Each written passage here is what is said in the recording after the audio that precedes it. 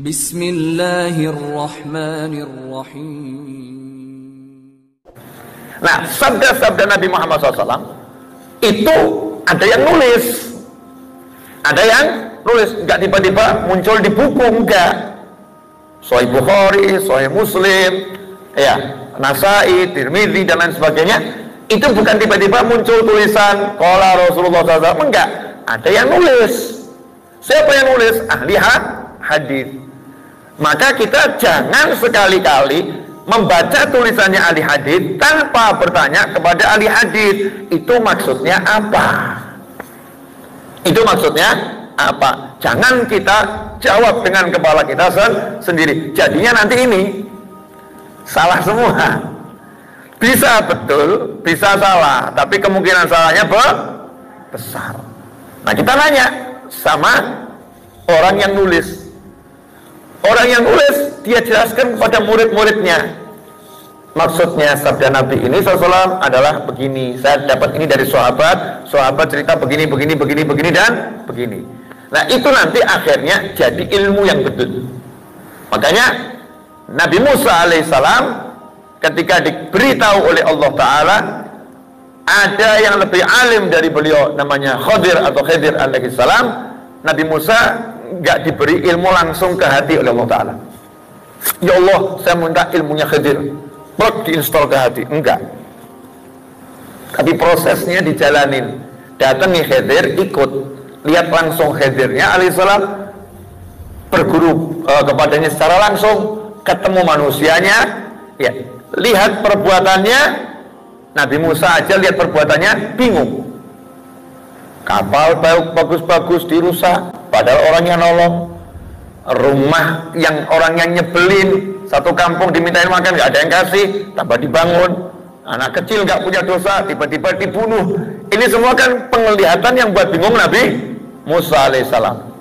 Akhirnya diberitahu oleh Nabi Khidir, maksudnya seperti ini. Tidak jadi salah tafsir karena diberitahu oleh guru. Ini contoh dalam Al-Quran. Jadi ilmu itu nggak boleh kita belajar berbuku. Harus dari levelnya satu demi satu. Kita belajar lewat guru. Nanti kalau udah banyak berguru, kan ada jenjangnya itu ya. Setiap ini dibaca. Lama-lama ilmu kita tambah banyak. Di situ nanti kalau kita baca buku, maka kita ngerti, oh ini yang dijelaskan guru saya kemarin. Oh ini yang menjadi landasan yang disampaikan guru saya kemarin, sehingga pengetahuan kita tambah luas tapi benar. Nah, sekarang ini ngeri, banyak orang itu syekhoh YouTube, tapi YouTube potongan. Ada satu ustadz ngajar 2 jam, dicuplik cuma 1 menit, yang 1 menit di share. Nah, orang belajar dari potongan 1 menit tok, ya 1 menit tok. Bayangkan coba ini, kalau saya ngajar hampir 1 jam, yang dipotong cuma ayat walan taradu ankal yahud walan nasara tadi, tanpa sampai lengkap, bisa-bisa dipandang saya orang liberal nanti. Ditambahin komentar sedikit jadinya liberal, naudzubillah min dzalik. Padahal jelas diajarkan di sini bahwasanya inna dina 'indallahil Islam, ya lakum dinukum waliyadin. Tapi kalau ini nggak disebutkan, kan jadinya ngerinya luar biasa. Ada lagi yang gurunya itu WhatsApp, Masya Allah, hasil share-sharean di WhatsApp jadi dalil hukum. Itu kan bid'ahnya luar biasa. Jadi mana dalilmu? Ini share WhatsApp, share-sharean di WhatsApp jadi dalil. Karena naudzubillah min dzalik. Nah, ikhwani rahimakumullah, yang seperti ini bagus. Namanya kita duduk bersama, kemudian kita belajar. Dan apa yang saya sampaikan bukan hasil saya membaca, tapi saya belajar. Saya berguru itu paling sedikit saya duduk sama guru saya selama 10 tahun. Duduk itu maksudnya pagi, siang, sore, malam, pagi, siang, sore, malam. Bukan ketika pengajian. Orang kalau datang cuma pengajian namanya bukan berguru, itu namanya hadir pengajian. Kalau berguru itu ketika gurunya makan, ikut temenin makan. Ketika gurunya ke pasar, ikut nemenin ke pasar.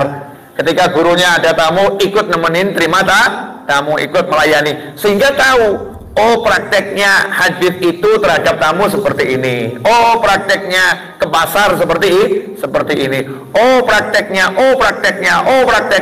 Sehingga ilmu itu jadi ilmu rasa, bukan ilmu teori. Ya itu caranya berguru. Dan itu dilakukan Nabi Musa alaihissalam kepada Nabi Syuaib alaihissalam ketika Nabi Musa pergi dari kerajaannya Fir'aun saat dikejar-kejar dituduh sebagai pembunuh. Nabi Musa ketemu Nabi Syuaib alaihissalam, di sana belajar 8 sampai 10 tahun dan dinikahkan dengan putrinya. Nah itu prosesnya belajar. Maka ketika ketemu Nabi Khidir alaihissalam juga sama, nggak datang pengajiannya Nabi Khidir, tapi ikut hal attabi'uka. Boleh nggak aku ikut kamu? Inilah prosesnya. Sahabat Nabi Muhammad SAW nggak duduk ikut pengajian, tapi ikut sholat berjamaah, ikut pengajian, ikut makan, ikut gali parit, ikut pergi keluar kota, ikut semua gerakan Nabi Muhammad SAW sehingga paham ilmunya dengan benar. Nah sekarang yang begini hilang. Orang sekarang belajarnya cuman hadir pengajian, apalagi sekarang pengajiannya hadir lewat YouTube, hadir lewat YouTube sambil masak, ya, sehingga ketika lagi mikir masakannya, ilmunya juga hilang. Bagus, sebetulnya bagus, tapi ya jangan itu aja gitu loh ya. Dengan kita tingkatkan pertemuan-pertemuan kumpul sama orang soleh, tempatnya kiai, para ulama hadir, terus kita lihat, oh kalau lagi ada tamu seperti itu ya cara terima tamunya. Oh cara nyampe ke niat itu seperti itu ya, sehingga kita bisa menyerap apa yang diajarkan Nabi Muhammad Sallallahu Alaihi Wasallam. Hakadha walakum minkum jazakumullah khairan.